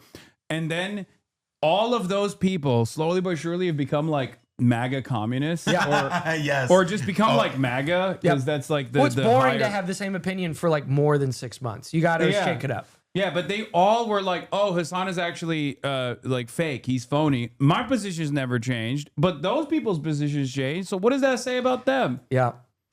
It's like the religious, the people who are like hopelessly, zealot, who are hopeless zealots for religion. That, you're Ross Douthat. Well, Ross Douthat interviewed you, so I'll be nice to him. But Yeah. like you're, no, you don't have to be. what's the guy? Rod. Oh, Rod Dreher. Rod like Dreher. he's been like he may be Baha'i right now. I don't know. Yeah, but I love he's guys like that. Though. The people who are Orthodox, like, I was a Catholic. Maoist Do you when I see was a photo of him? 13. Yeah. You see the photo of him going around today? I don't know if I want to. No, he took he's like, I just had the most having oysters amazing again? conversation Okay. with Nick Cave. And so they Nick posed for, Cave? Yeah, they posed for a photo together. I like Nick Cave, but he's a little goofy when it comes Yeah. to maybe exactly this kind of thing. Yeah, exactly. Anyway, sorry. getting kidnapped and thrown into a immigrant detention facility, whether it be Mahmoud Khalil, who still has an ongoing legal case for being a student activist, a student protester, and having a green card while doing it. We Like, have the same these thing in are- our country these are in the- different ways. I hear Yeah, you. this is the- Sorry, the reason I'm interrupting you is we've moved sideways from the topic. So remember where we started this conversation, right? So just to address your The point. repression didn't start in China by everybody being like, all right, it's over, we're throwing you in jail. It builds up to it, is what I mean. And it's entirely dependent on the starting point. Because if you were looking at China, if you're looking at the Chinese Civil War, post-World War II, 30 million Chinese people have been slaughtered ruthlessly by the Japanese imperialist. Like that's a very different material. They got you. That's a very It different wasn't set of 30, it was material 10 circumstance. to 20 million. Most 20 historical estimates place Chinese deaths in World War II at 10 to 20 million. These figures are used by the U.S. National World War II Museum and the Cambridge History of China, amongst other credible sources. Yeah, I got it wrong. I said 30 million. It was China actually is a 10 land to of 20. contrasts, Hasan. Yeah, it was at 10 to 20 million. My bad. My mistake. For the end of that civil war and to develop governance. Fine. Similar to I'm the just trying to USSR. bring you back to the central argument, with central discussion we're having. Francis made the point that when the government is in a position to be authoritarian, where it seems to inevitably end up in every communist country in the history of the got world, it. right?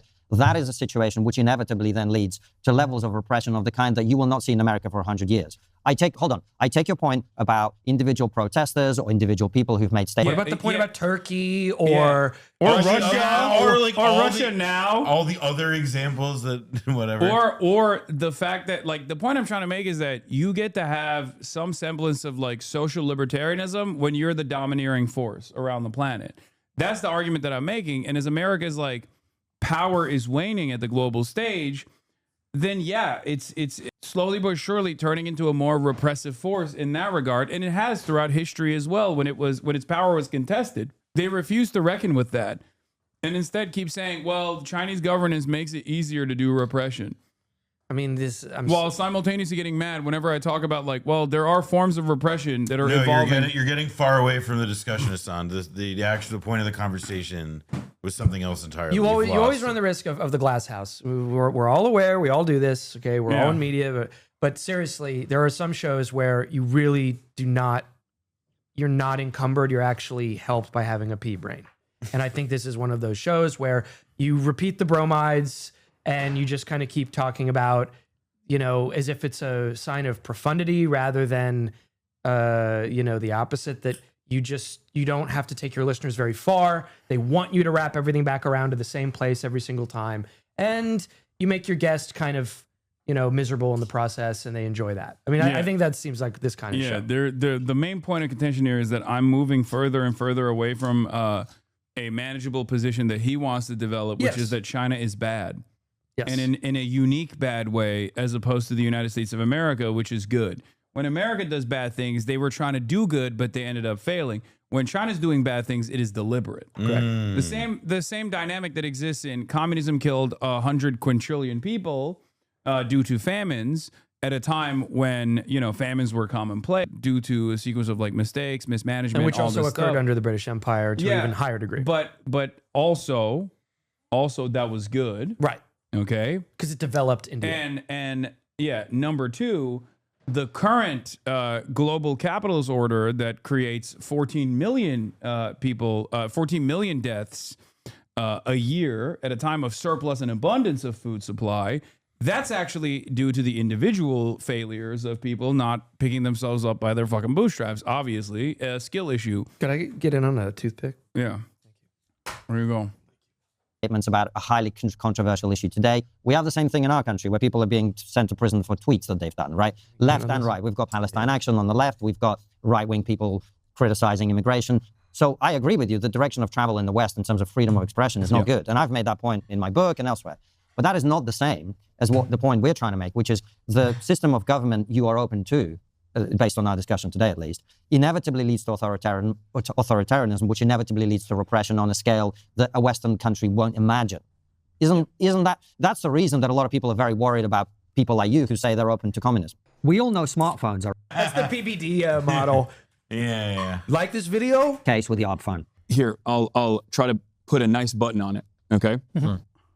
The reason why the United States of America and countries that are under the security apparatus, the global security umbrella of the United States of America, have had much more success with liberal democracy as opposed to all these other countries that are not under the immediate security umbrella is because it's been the domineering force around the globe, especially after the end of the Cold War, but even during the Cold War, it was a dominant force on the planet. Sure. When you are the dominant force, you get to have these freedoms. Your people get to have these freedoms. Your people get to say whatever they want because they're not a threat, right? I would be more of a threat in the respective nation that I'm in if they don't have that same level of security.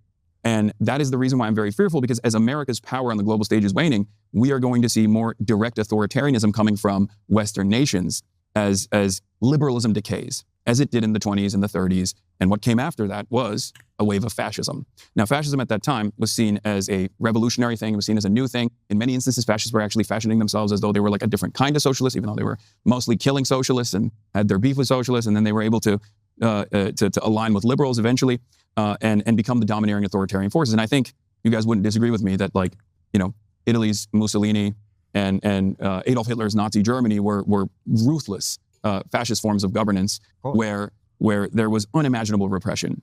My fear is that that is where capitalism inevitably leads. Why? If left unaddressed, because capitalism is always going to deteriorate.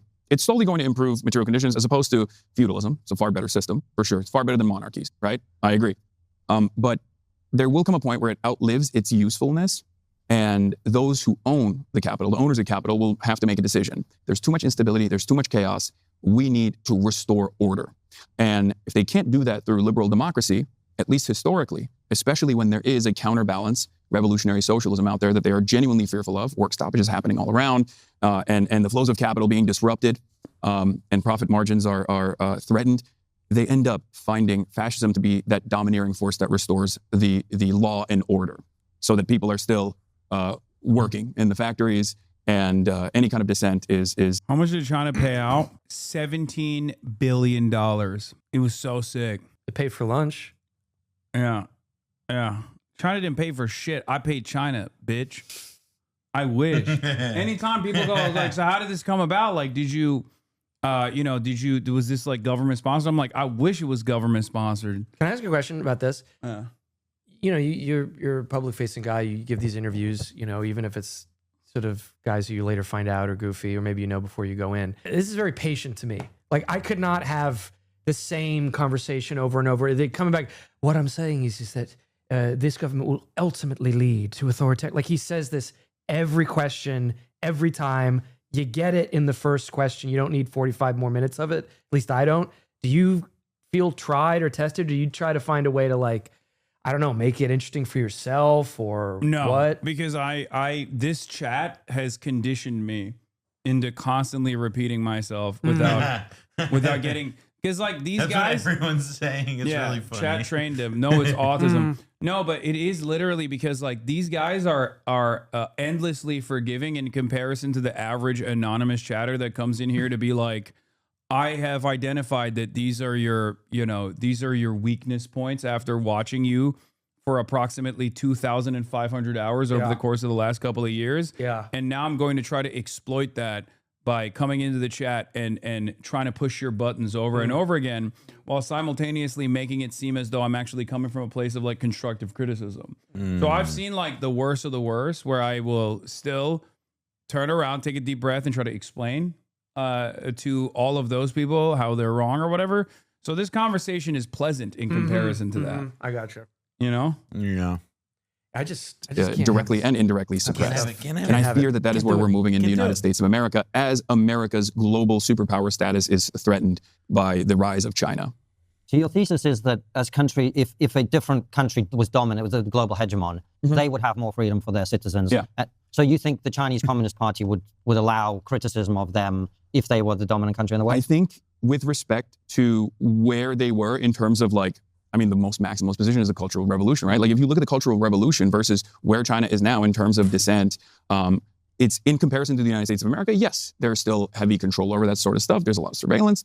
Having said that, it has become far more tolerant as material conditions have improved. And that's my main thesis, is that countries... Do you think that's a decent way to analyze the situation? Saying that like the Chinese form of Chinese governance has actually become much less aggressive and much less heavy-handed in many instances over the course of the last couple of decades, especially. Well, and also like where it's gotten most touchy is like directly tied to the geopolitical competition that our country is currently engaged with their country. And that's like one of the, like, I think it's directly related to your point about material conditions improving and that laying the foundations for, an improvement in public, in like, loosened controls and discourse. Like, I would also say that, yeah, the other piece of it is lessening the stakes of like world competition, and not making it this like existential, this existential issue. it would absolutely also help free that space up. You're a massive liberal, Hasan. You don't explain shit when you have to deal with actual leftists. You start to get heated to gaslight viewers that take meaningful logical extension of what you advocate through your aesthetics. Yes. This is a revolutionary. Absolutely. I don't even know. That's word salad to me, but I'm just going to. No. This Absolutely. is 100% a guy who's like, his name is Yakov's greatest soldier. So it's like, Right. most likely a fan of Bad Empanada, who is the real Maoist. Right. The one true Maoist in the chat. This sarcasm is your coping mechanism. Yes, you are right. You have thoroughly destroyed my worldview. You and the 8 friends that you have actually created the Marxist-Leninist revolutionary vanguard. You are ready for an armed takeover of the American government. You are going to literally walk in to the nearest military base right now with your AR-15s and overtake it. And I know you're going to do that. And you know, Godspeed, soldier.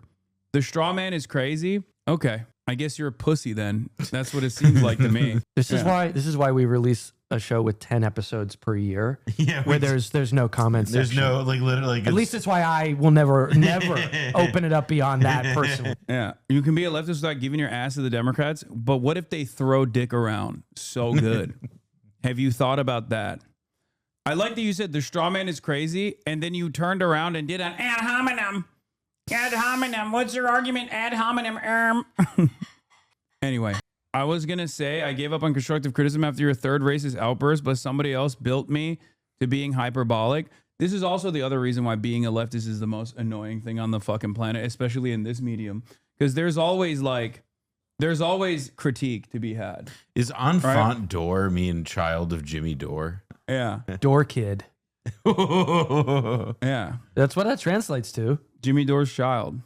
Yeah. A secret Cold War project. Regardless of their individual forms of governance, as long as they are advancing the material needs of the broadest subset of the masses, will and become like a domineering force on their own and have full sovereignty and full autonomy, they will inevitably become more tolerant to this kind of freedom, because this is the most successful way, I think, of making sure that the masses feel satisfied.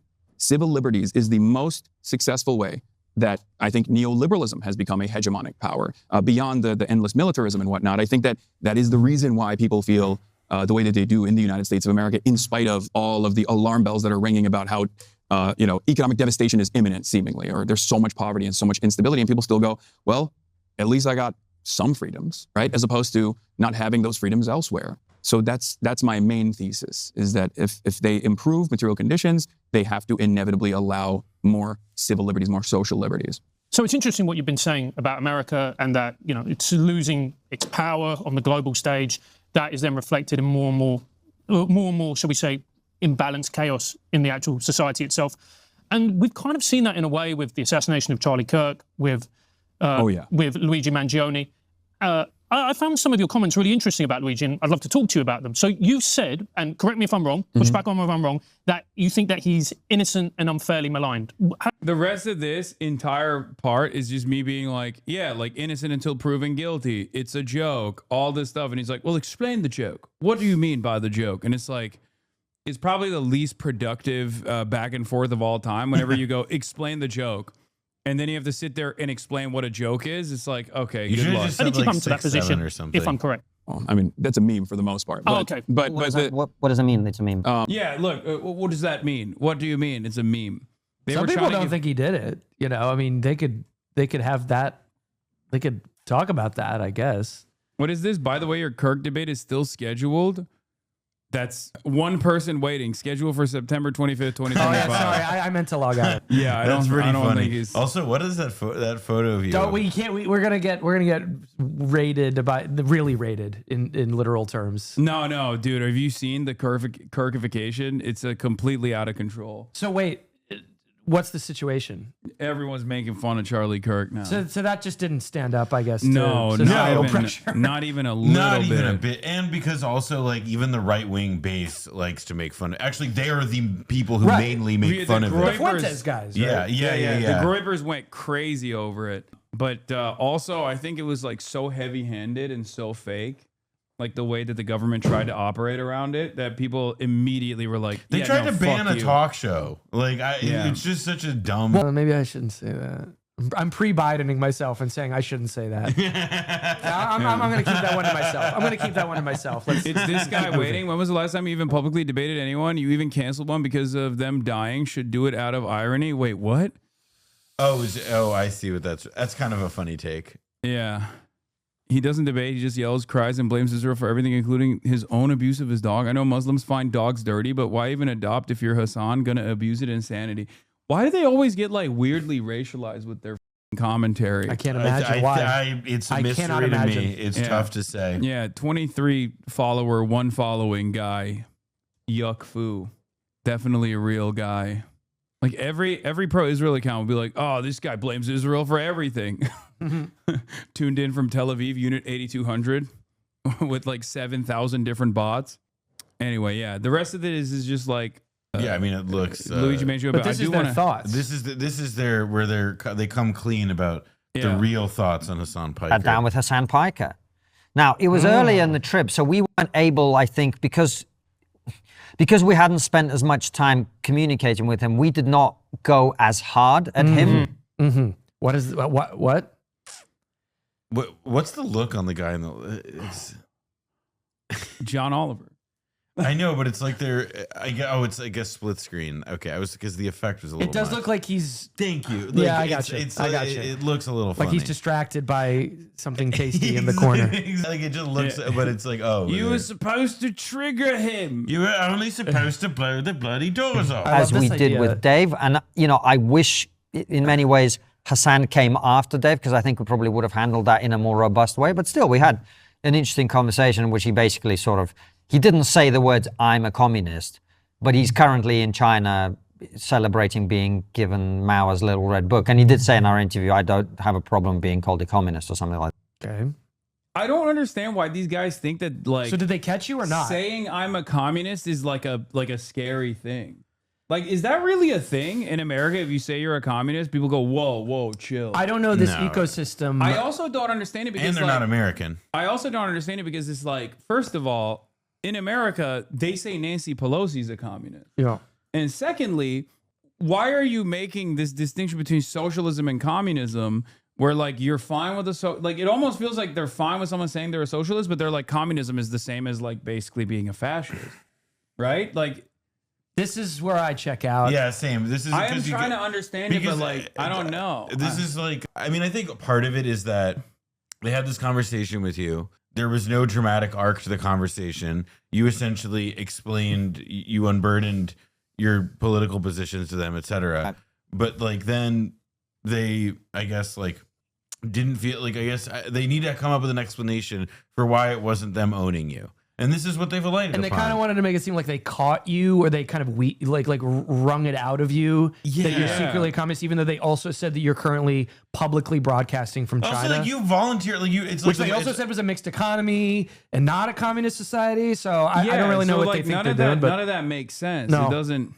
I don't understand it. So that was pretty intense. And then that happened. Did you bet $4,000 on a horse, Hasan? No, 1,000 Hong Kong dollars is what I bet. Which I don't know what it comes to U.S. dollars, but I won 4,000 U.S. dollars in the process.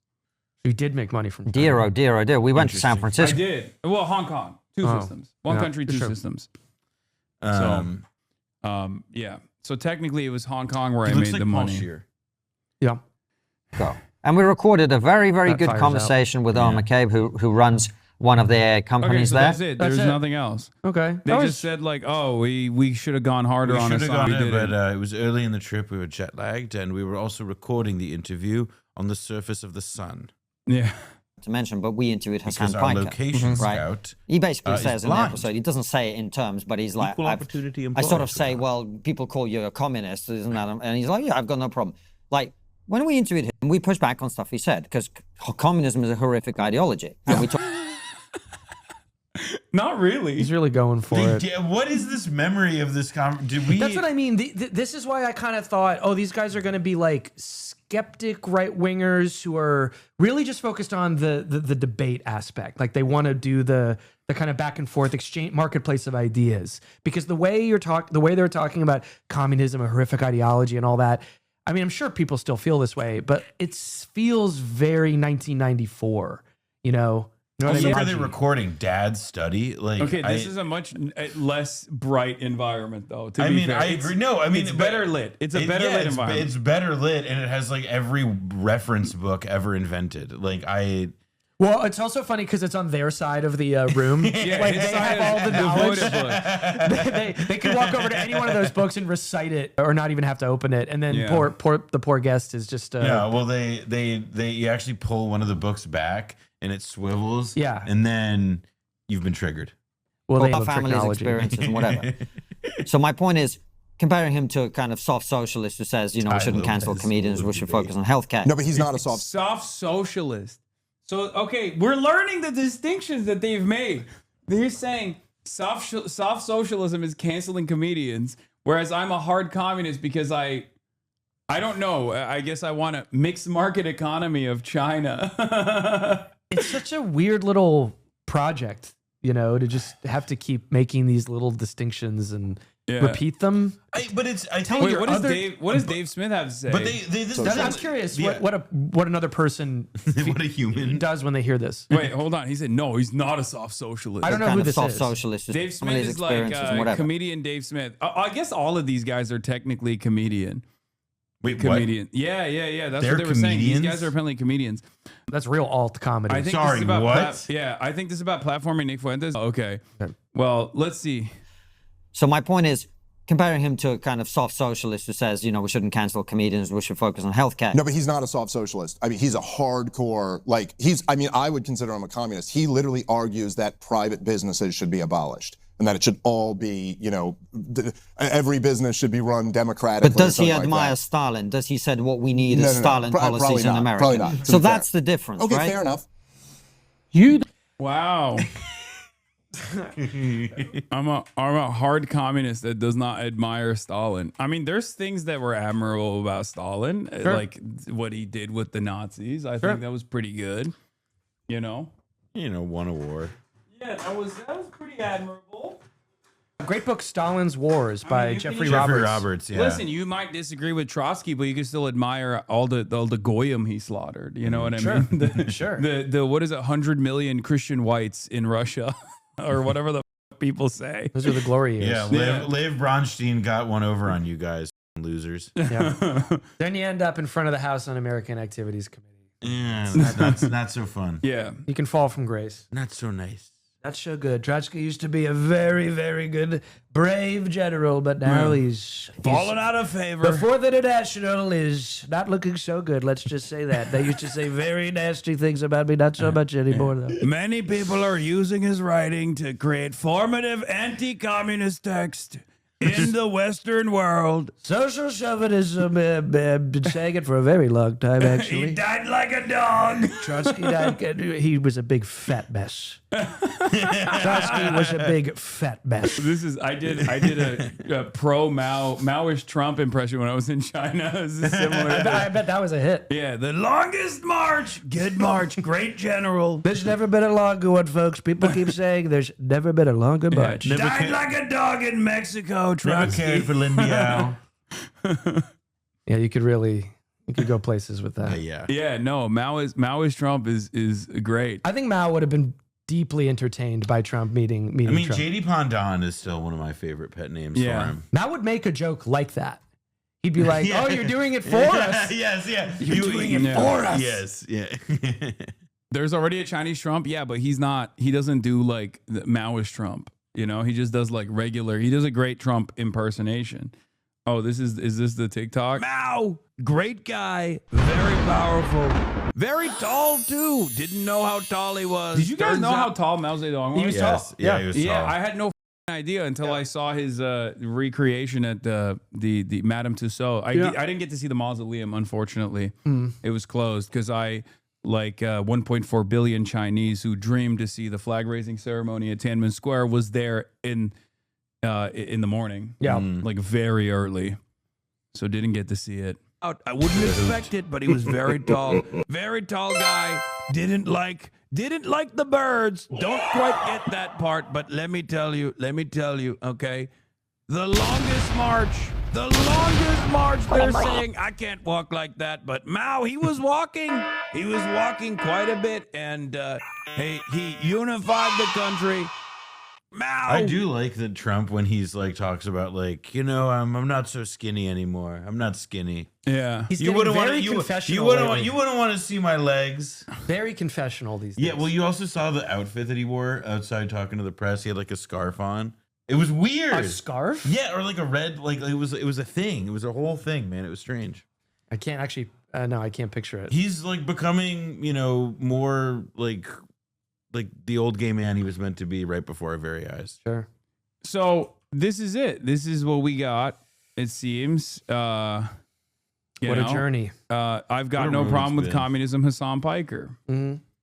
And yeah, Do you think that if you were in the Batman library that they were in the other interview, I think it would have been better. do you think it would have gone a little no, bit they would better? have owned me harder. I think. Well, because They- the brain waves getting in touch with the books behind them would have started to absorb even more kind of facts to spit at you.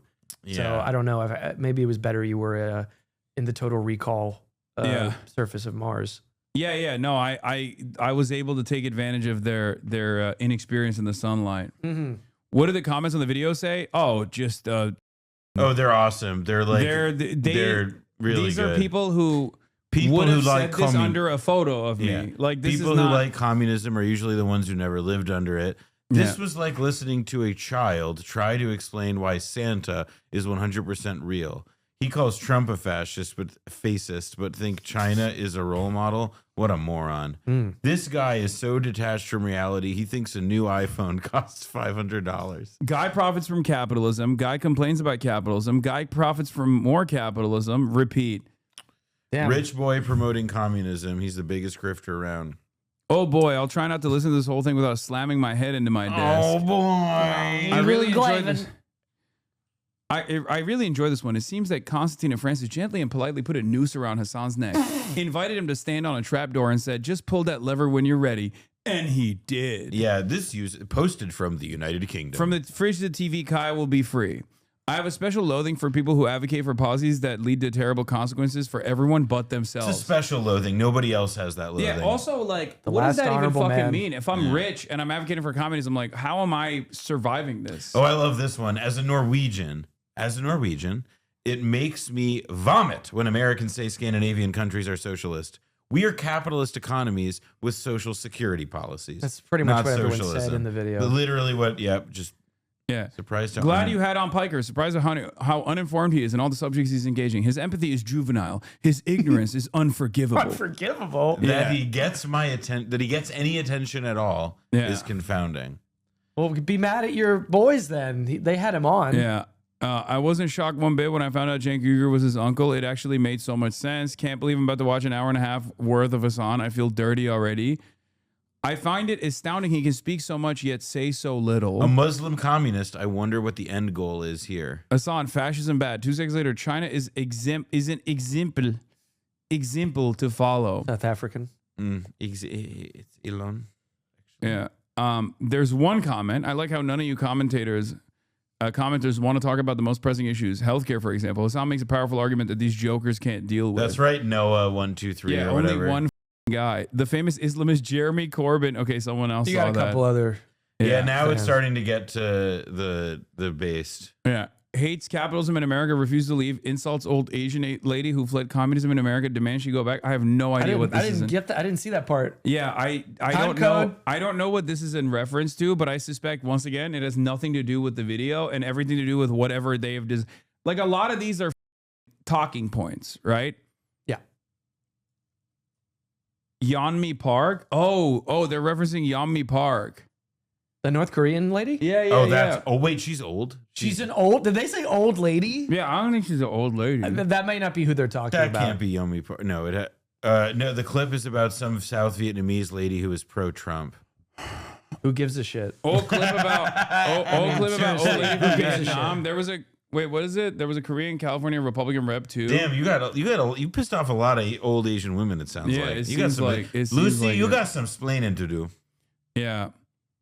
What's your journey? What's been your journey through life? My rich daddy paid for everything. Then my rich uncle Cenk gave me a job. Now I'm here with you. True. Well, I did start the interview by saying I'm a nepotism. Yeah, you recipient. kind of like it's that one is a little bit hard when you like are pretty like you're explicitly saying that, not like Yeah. hiding Also, it. I financially take care of my dad, and I've been independent since 2020. At Did this anyone point. else notice the way he diverts every time he gets cornered? They ask about immigration, he starts talking about trans issues. They ask about Kirk, and he diverts to national security. Totally disingenuous as Oh, always. you saying Charlie Kirk's death was not a matter of Wait, national sorry, security? hold on. sir? Wait.